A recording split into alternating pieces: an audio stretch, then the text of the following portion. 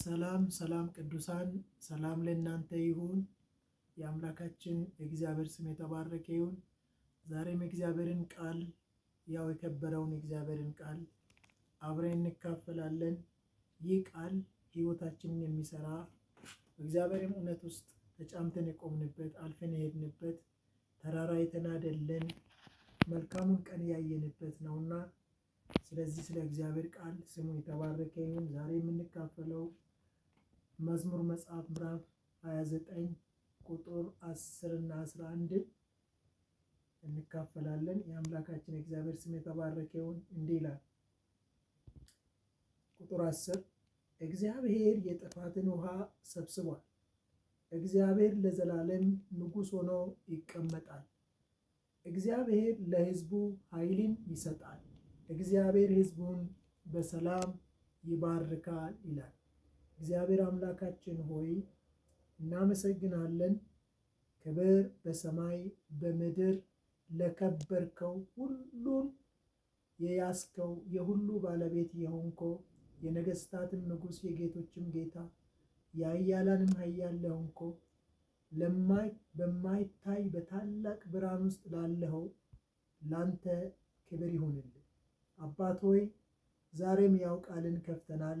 ቃል እንድትባርክልን ወደ ልባችን እንደርስ፣ የልባችን ሐዘን በቃል እንዲገፈፍ፣ ሸክም እንዲከባለል፣ ውድቀት ወደ መነሳት እንዲቀየር፣ የፊት ብርሃን በዚህ ቃል እውነት ውስጥ እንዲበራልን፣ አንተን የምናይበት፣ ድነን የምንቀርበት፣ ሐሳብን ተረድተን ቃል የምንጠቀምበትና አልፈን የምንሄድበት እንድታደርግልኝ ጸልያለሁ። ስለሚሆነው ሁሉ ክብር ላንተ ይሁን፣ በጌታ በኢየሱስ ስም አሜን።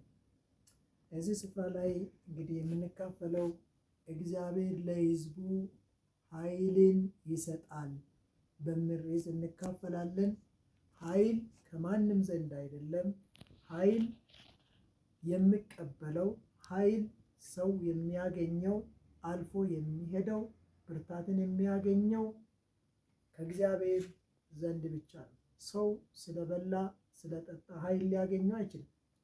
አሁን የምናገረው ይሄ ስለ መንፈሳዊ ነገር፣ በመንፈሳዊ ነገር ላይ ኃይልን የምንቀበልበት፣ አልፈን የምንሄድበት፣ ድልን የምንቀናጅበት ከአምላካችን ከእግዚአብሔር ዘንድ ነው። በየትኛውም የሚገጥመን ተግዳሮት፣ ቻሌንጆች አልፈን የምንሄደውና አሸንፈን የአሸናፊነት የብስራት የምንናገረው በእግዚአብሔር ኃይል ለብሰን ነው። መጽሐፍ ቅዱሳችን ላይ አሁን እንዲህ ቁጥር 10 ላይ እግዚአብሔር የጥፋትን ውሃ ሰብስቧል፣ የአጥፊውን ኃይል ውሃውን ሰብስቧል። ለምን ቢባል እግዚአብሔር የሚሰበስብበት፣ ኮንትሮል የሚያደርግበት፣ የሚገዛበት የትኛውም የአጥፊውን የጥፋት የተዘጋጀውን ለጥፋት የተመደበውን ያን የጥፋትን ውሃ የሚሰበስብ እግዚአብሔር ነው። መጽሐፍ ቅዱሳችን ላይ በኖህ ዘመን እግዚአብሔር ኖህ መርከብን ከሰራ በኋላ፣ እግዚአብሔር የጥፋትን ውሃ ካመጣ በኋላ፣ ኃጢአንን ሁሉ ካጠፋ በኋላ፣ ኃጢአት ሁሉ በጥፋት ውሃ ታልፎ ከተሰጡ በኋላ፣ ጥፋት ካገኛቸው በኋላ ያ የጥፋት ውሃ ራሱ የኖህን መርከብ ከፍ ከፍ አደረጋት ይላል።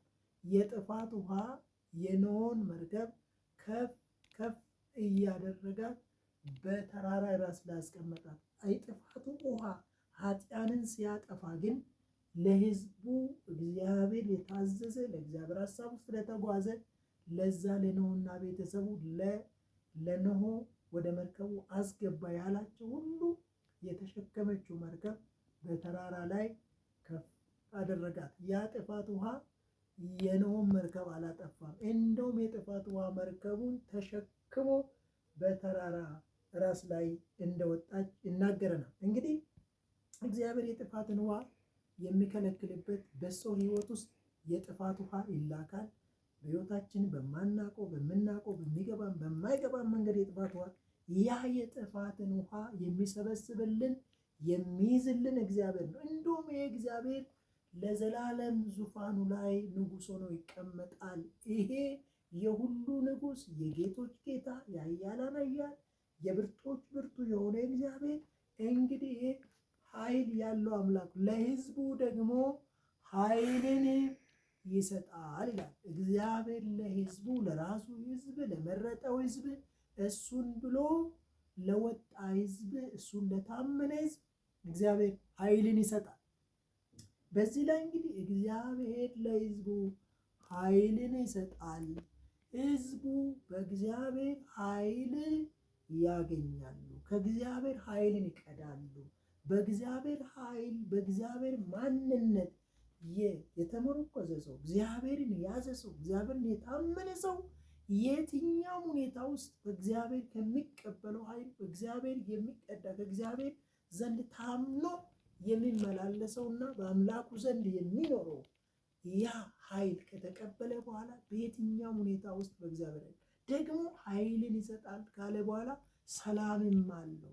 ኃይልን የተቀበለ ሰው ከእግዚአብሔር ዘንድ የሚያገኘው ኃይል ሰላምን ይፈጥርለታል። የሚገርም መጽሐፍ ቅዱሳችን ላይ ፊልጵስዩስ ምዕራፍ 4:13 ላይ መጽሐፍ ቅዱስ ሲናገር ኃይል በሚሰጠን በክርስቶስ ሁሉን እንችላለን። ኃይል የሚሰጠን ነገር አለ።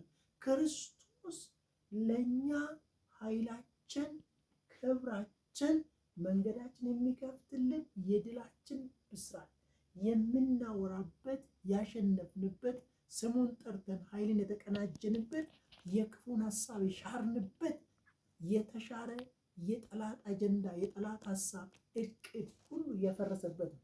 ኢየሱስ ለዘላለም ጌታ። ስለዚህ እግዚአብሔር ለሕዝቡ ኃይልን ይሰጣል።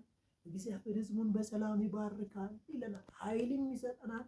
ሰላምም ያገኘ ነው ከክርስቶስ ዘንድ ነው። ለዚህ ነው መጽሐፍ ቅዱስ ኃይል የሚሰጠን በክርስቶስ ሁሉን እንችላለን ይላል። ደግሞ ስለ ሰላም ስናገር ክርስቶስ ኢየሱስ እሱ ሰላማችን ነው ይለናል።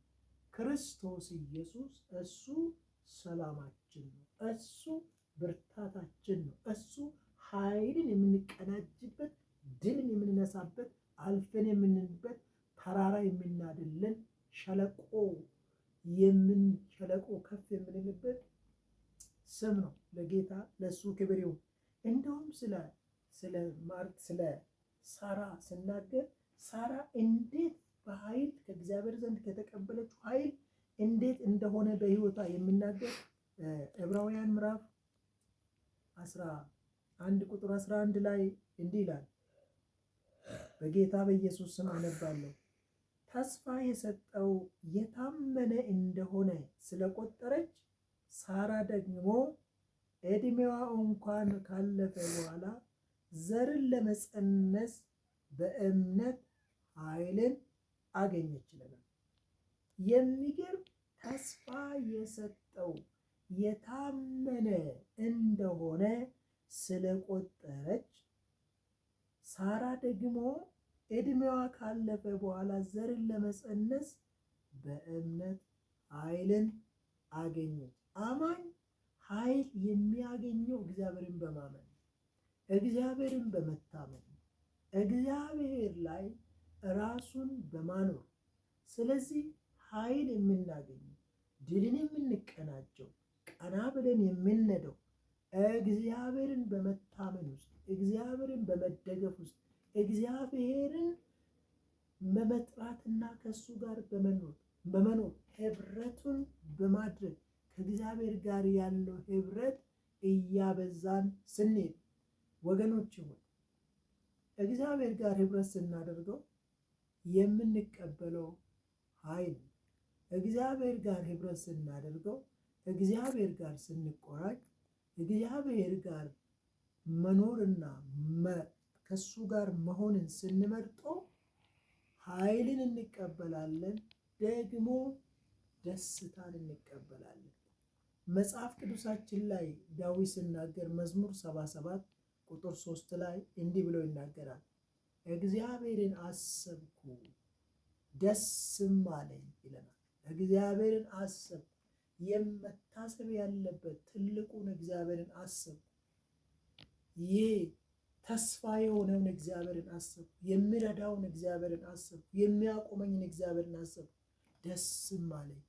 እግዚአብሔር ሰውን ሲያስብ በውስጡ የሚፈጠረው በመንፈስ ውስጥ የሚፈጠረው እርካታ ነው፣ ደስታ ነው፣ ሐሴት ነው፣ ከፍታ ነው፣ እምነት ነው፣ እውነት ነው በውስጡ የሚሰፍነው። ስለዚህ እግዚአብሔር አምላካችንን በመታመን ውስጥ እንግዲህ አሁን እንዳየነው እግዚአብሔር ንጉሥ ስለሆነ እግዚአብሔር በዙፋኑ ላይ ዙፋኑ ስለማይደረሰስ እግዚአብሔር ስለማይለወጥ እግዚአብሔር ስለማይቀየር የሕዝቡ ኃይል የሕዝቡ የኃይል ምንጭ እግዚአብሔር ብቻ።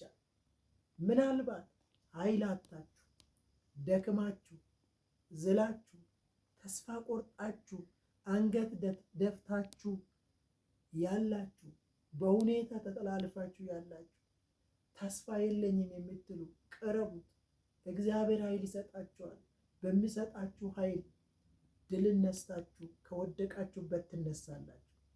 ካዘናችሁበት ሐዘን ሰፈር ትወጣላችሁ። እግዚአብሔር ጋር ቀና ብላ ትሄዳላችሁ። እግዚአብሔር ቀና ያደርጋል። እግዚአብሔር ታሪክን የደከመ ሰው ወደ ብርታት ይሻገራል። የሚገርም ሰላም ያጣ ሰው ሰላምን የሚያገኘው ከራሱ ከእግዚአብሔር ከራሱ ከፈጣሪ ከሚረዳ ከሚያግዝ ከሚያወጣ ከሚያገባ ከእግዚአብሔር ነው። ዳዊት ተስፋ በቆረጠ ጊዜ እንዲህ አለ፣ አሁንስ ተስፋዬ ማን ነው? አሁንስ ተስፋዬ ማን ነው ይላል። ተስፋዬ እግዚአብሔር አይደለምን?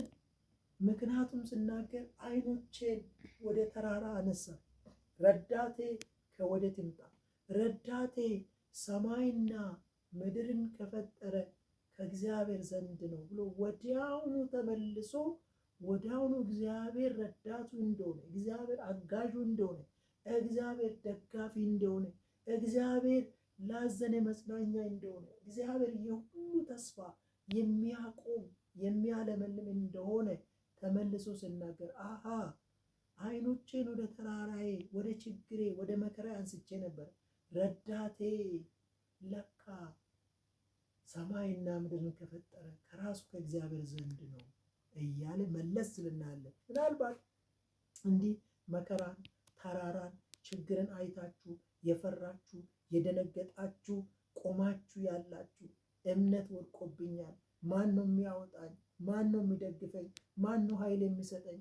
ኃይል ሰጥቶኝ ከዚህ ሁኔታ የሚያወጣኝ ከድካም የሚያወጣኝ የምትሉ እግዚአብሔር ኃይል ይሰጣችኋል። ቅረቡ። ደግሞ ሐዘን ውስጥ የገባችሁ እግዚአብሔር ሰላም ይፈስላችኋል፣ ከአርያም ይፈስላችኋል። ቅረቡ። እግዚአብሔር ፊት ውደቁ። እጃችሁን ወደ ሰው አታንሱ።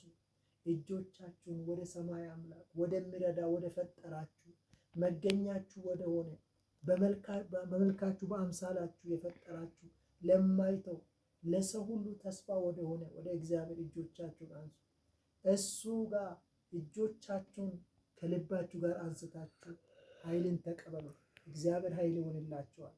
እግዚአብሔር የተባረከ ጌታ ሆይ ላዘኑ፣ ተስፋ ለቆረጡ፣ ግራ ለተጋቡ፣ ቀን ለከፋባቸው እግዚአብሔር ሆይ እንድትደርስላቸው እንድትራራላቸው አቤቱ ፊትን እንድታበራላቸው ደርሰ ኃይል እንድታለብሳቸው እነሆ ከቁዞማ ከፍርሃት ከድንጋጤ ከሐዘን ሰፈር እንድታወጣቸው ተረኞች እንድታደርጋቸው እግዚአብሔር ሆይ አቤቱ እግዚአብሔር አምላክ ሆይ የወድቀናል የሚሉ ተስፋ ቆርጠናል የሚሉ አሁንስ ተስፋችን ማን ነው ለሚሉ ያው የሚያነሳ እጅን የምሕረት እጅን የሚደግፍ እጅን የሚያወጣ እጅ እንዲዘረጋ በጌታ በኢየሱስ ክርስቶስ ስም እጸልያለሁ። ይሄንን ስለምታደርገው ክብር በሰማይ ክብር በምድር ታላቅ ገናና ለሆንከው ለአንተ ይሁንልህ። ኃይልን ትሰጣለህ። ክብር ለአንተ ይሁን በኢየሱስ ስም አሜን።